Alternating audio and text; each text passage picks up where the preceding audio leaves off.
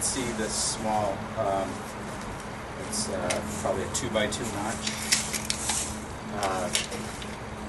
that the floor joist, one end of the floor joist will have that same tenon that will go into the notch, and the other end just kind of drops into the center tie beam machinery on that end. And I'm thinking that the reason why they did the hole here in the side of the tie beam rather than a traditional notch where you just drop it down is because the second floor wall, the gable end wall, the studs have to come down into mortises here, and I think they're just they were trying to avoid having a mortise up here run into the same mortise from the studs. The history on the barn, this barn was in Hoppington.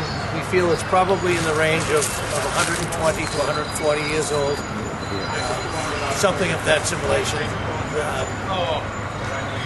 We rescued it. It was going to be torn down and discarded because the new barn that was going in its place, structurally it's a commercial building over there. So this couldn't be brought up to today's codes for seismic and everything else. You know, having a heart for history, we saved the barn. We did an addition for these folks on High Street, and they said, "Boy, we wish we had an old barn." And I said, "Well, there's one on the trailer now."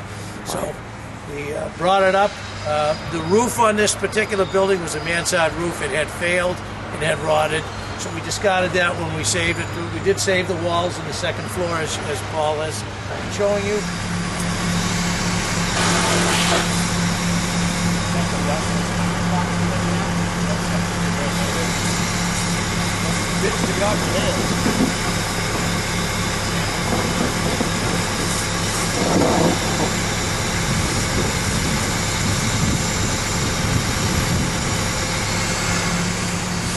Right, today we're going to put up the second floor knee walls, and with all the mortise, the tendons, we have to line up to get them in because they all came out in one piece.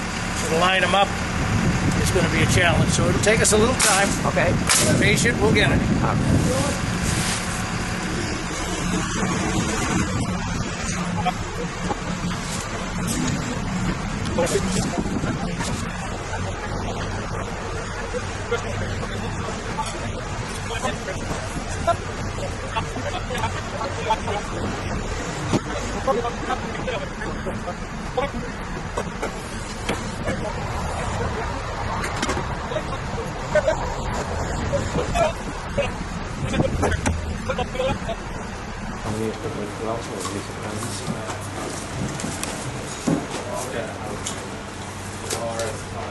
So right now we have the wall in place. They're knocking the tenons into the mortises.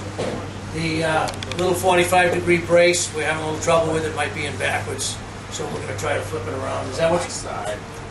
And then it should drop in after that.